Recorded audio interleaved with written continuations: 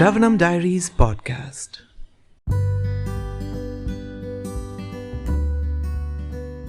Hare Krishna, we are continuing to read the Bhagavad Gita as it is, the book by His Divine Grace, Abhay Charanaravinda, Bhaktivedanta, Swami Srila Prabhupada. Chapter 8, Text 26. Shukla Krishna Gatihyete Jagata Shashvate Mate Ekaya Yatyanavritim Anyaya Vartate Puna. According to Vedic opinion, there are two ways of passing from this world, one in light and one in darkness. When one passes in light, he does not come back, and when one passes in darkness, he returns. Purport. The same description of departure and return is quoted by Acharya Baladeva Vidyabhushana from the Chandogya Upanishad 5.10, 3-5. Those who are fruitive laborers and philosophical speculators from time immemorial are constantly going and coming.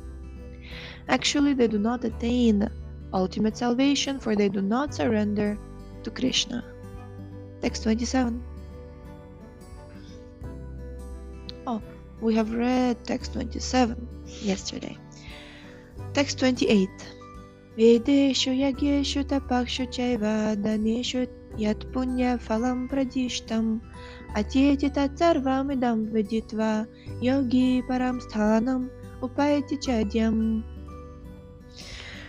A person who accepts the path of devotional service is not bereft of the results derived from the studying the Vedas, performing sacrifices, undergoing austerities, giving charity, or pursuing philosophical and fruitive activities. Simply by performing devotional service, he attains all these, and at the end he reaches the supreme eternal abode. So interestingly, he attains all of them, but at the same time, in the end, he reaches the supreme eternal abode. Purport. This verse is the summation of the 7th and 8th chapters, which particularly deal with Krishna consciousness and devotional service. One has to study the Vedas under the guidance of the spiritual master and undergo many austerities and penances while living under his care. So, the student lives under the care of the teacher. Care is from the root care, meaning like the teacher really cares about the student. And then and then he studies the Vedas, austerities, penances, but the care is there. A brahmachari has to live in the home of the spiritual master just like a servant, and he must beg alms from door to door and bring them to the spiritual master. He takes food only under the master's order, and if the master neglects to call the student for food that day, the student fasts.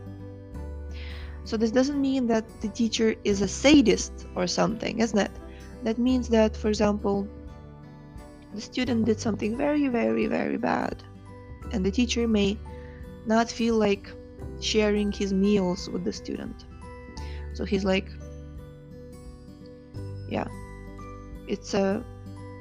or there may be any other reason, but basically the student is very, very obedient, and he doesn't even, there's a story in Mahabharata about a student who was not called for the lunch by the teacher, and he went and ate something on his own, and then the teacher looked at him and he's like, okay. He ate some cream, like milk cream, and the teacher's like, okay, then next time don't eat lunch and don't eat cream as well. And then the student ate something else. He found something else, and the teacher's like, okay, then don't eat lunch, don't eat cream, and don't eat that. So basically, the student was not called to eat with the teacher, but then the student, he found something on his own. And then it's a long story, but basically the essence is such that it doesn't mean that the student doesn't take care of himself also in one way or the other, so he wouldn't die or something. But yeah, he's very obedient. There are some of the Vedic philosophies. Oh, I'm sorry. There are some of the Vedic principles for observing brahmacharya. So brahmacharya, it includes being quite austere and quite obedient. After the student studies the Vedas under the master for some time, at least from age 5 to 20, he becomes a man of perfect character. Study of the Vedas is not meant for the recreation of armchair philosophers, but for the formation of character. Character, it's about character. It's not about how many verses you can quote. It's not about how many books have you read. It's not about how many shastras you're able to juggle in your hands, like how do you call it, like a clown. It's about how nicely your character has been built after studying so many Vedas under the guidance of Guru. Otherwise, it will be like that.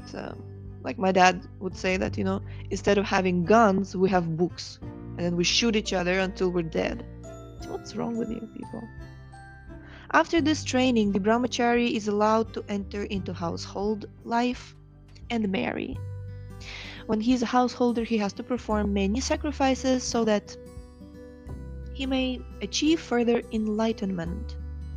He must also give charity according to the country, time, and candidate, discriminating among charity in goodness, in passion, and in ignorance, as described in Bhagavad Gita. So me, as a grihasta, I can definitely tell you that everybody wants charity. Everybody wants to ask you something. Everybody wants to take something from you. And it's perfectly fine. It's my position.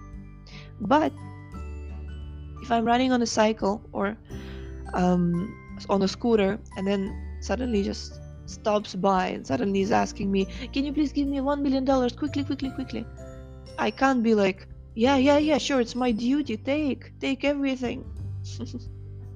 I have to think, okay, what time is it?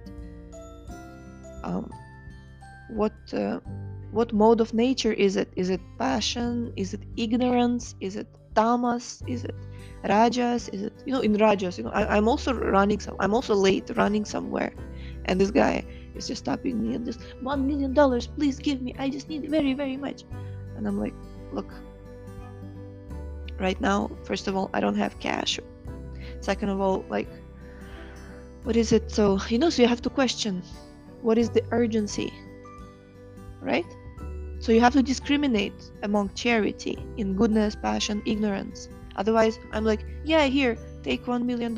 He's like, thank you. And then as he starts to take off, he's like, ha, naive idiot. And then he drives off and he flees the country, and then he was not devotee in the first place. What is this? Yes, I'm a grihasta. Yes, grihastas are supposed to have some money. Yes, we are freely, like, if anybody, this is something that I really like. When I was going through Manu Samhita class of Bhaktivedapurna Maharaj, he gave a story of how one elderly saint, he asked for some donation from a householder, and those householders were very sinful, didn't give anything.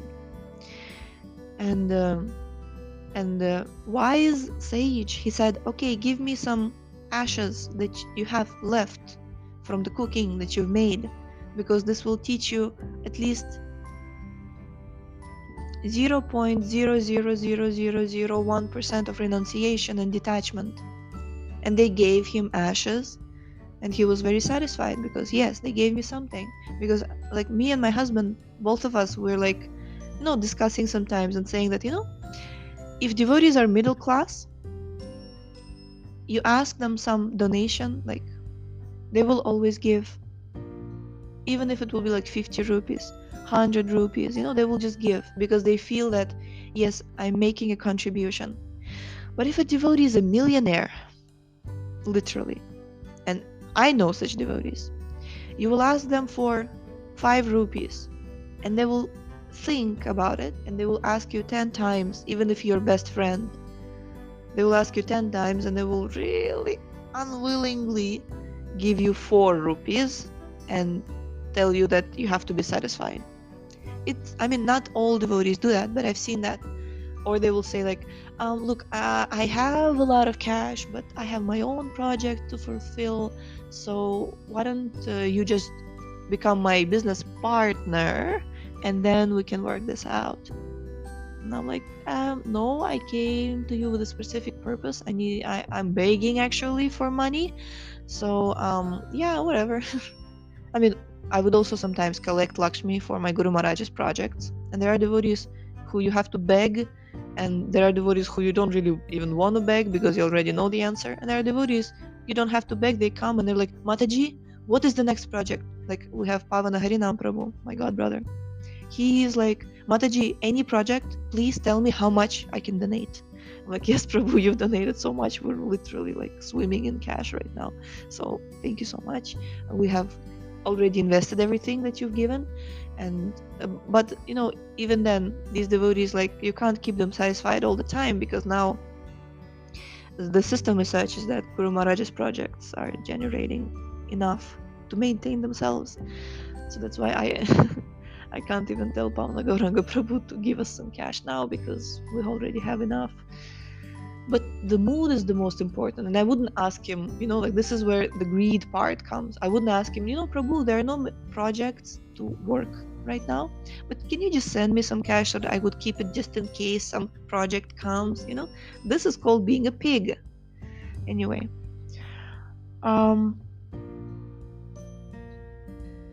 so giving charity, goodness, passion, and ignorance, as described in Bhagavad Gita. Then, after retiring from household life upon accepting the order of Vanaprastha, he undergoes severe penances, living in forests, dressing with tree bark, not shaving, etc.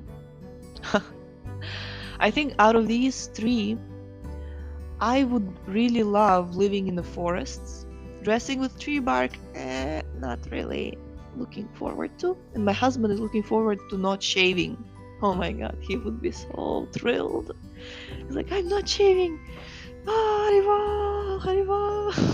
It's the last thing he likes to do. By carrying out the orders of brahmacharya, householder life, vanaprastha, and finally, sannyasa, one becomes elevated to the perfectional stage of life.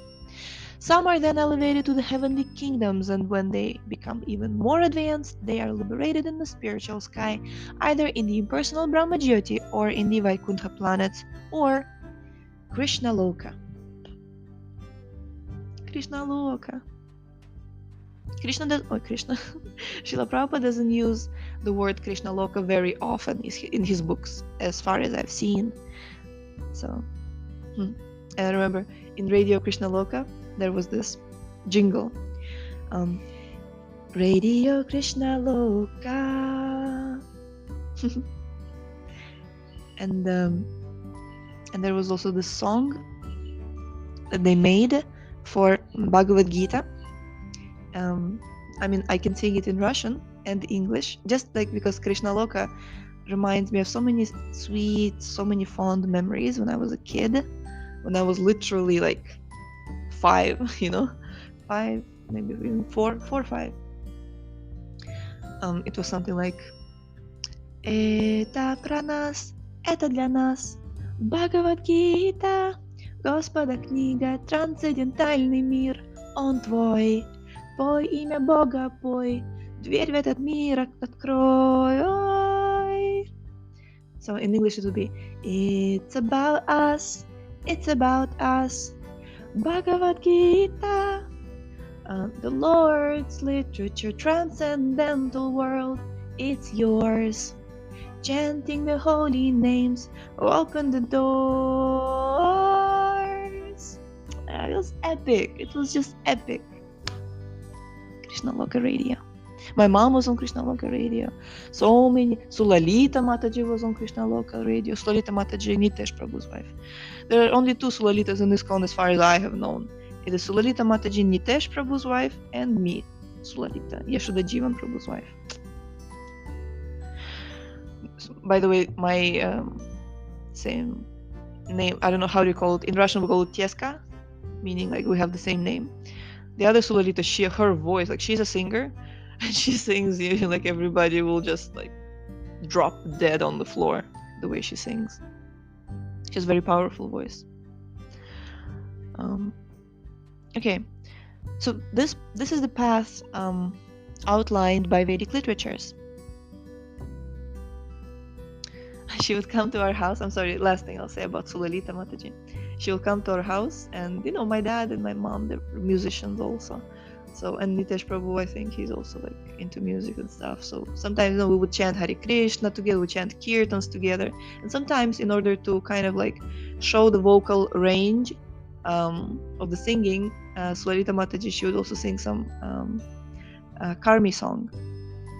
And the Karmi song that she sang, when I remember the first time I recognized the range and the octaves that she can handle, was when she was singing, I'm your Venus, I'm your fire, your desire. And she would sing, she would take it so high. She was like, I'm your Venus, I'm your fire, your desire. It's like, wow, such high, like, I don't know, she's really a powerful voice. So, the beauty of Krishna consciousness, however, is that by one stroke, by engaging in devotional service, one can surpass all the rituals of the different orders of life. The words idam viditva indicate that one should understand the instructions given by Shri Krishna in this chapter and the 7th chapter of Bhagavad Gita. One should try to understand these chapters not by scholarship or mental speculation, but by hearing them in association with devotees. Chapters 7 through 12 are the essence of Bhagavad Gita. The first 6 and the last 6 chapters are like covering the middle 6 chapters, which are especially protected by the Lord. So now, the first 6 chapters of this Bhagavad Gita are the coverings to cover the middle 6. We are right now in the middle 6. So the middle 6, including this chapter that we're reading, they're especially protected by the Lord. If one is fortunate enough to understand Bhagavad Gita, especially these middle 6 chapters, in the association of devotees, then his life at once becomes glorified beyond all penances, beyond all sacrifices, charities, speculations, etc. For one who can achieve the results of these activities simply by Krishna consciousness, simply by that. One who has a little faith in Bhagavad Gita should learn Bhagavad Gita from a devotee, because in the beginning of the 4th chapter, it is stated clearly that Bhagavad Gita can be understood only by devotees. No one else can perfectly understand the purpose of Bhagavad Gita. One should therefore learn Bhagavad Gita from a devotee of Krishna, not from mental speculators. This is a sign of faith. When one searches for a devotee and fortunately gets a devotee's association, one actually begins to study and understand Bhagavad Gita. By advancement in the association of the devotee, one is placed in devotional service, and this service dispels. You see, the root of spell, like it's like a magical incantation, right? Spell. So the service dispels. It removes that magical incantation of one's misgivings about Krishna. Dispels. Of God or God. To есть misgivings about Krishna, about God. You have misgivings about Krishna. You have misgivings about God. And later on Prabhupada says, so dispel one's misgivings about Krishna or God and Krishna's activities, form, pastimes, name, and other features. We're under this enchantment or under the spell of illusion about Krishna's activities, Krishna's personality, Krishna's form, Krishna's pastimes, Krishna's name. Okay, reading forward. After these misgivings have been perfectly cleared away, one becomes fixed in one's study. Then one relishes the study of Bhagavad Gita and attains the state of feeling always Krishna conscious. In the advanced stage, one falls completely in love with Krishna. This highest perfectional stage of life enables the devotee to be transferred to Krishna's abode in the spiritual sky, Galoka Vrindavana, where the devotee becomes eternally happy. When I was reading this book the first time, I was like, wow, so the conclusion of the 8th chapter is that one falls completely in love with Krishna. And in any edition of Bhagavad Gita, this page, it's empty. Like, there's like 1, 2, 3, 4, 5, 6, 7. There's 8 lines, and then there's empty space. So I wrote with my pencil, falling in love with Krishna. Hearts, hearts, hearts, hearts, hearts, hearts, hearts. With my pencil. So like that. Tomorrow we're gonna read chapter 9, the most confidential knowledge. The most confidential. Stay tuned. Thank you so much for tuning in today. The book links, previous episodes timeline, and biography of the author can be found on shravanamdiaries.com. The link is in the description, and we shall see you tomorrow. Hare Krishna, Krishna Krishna, Hare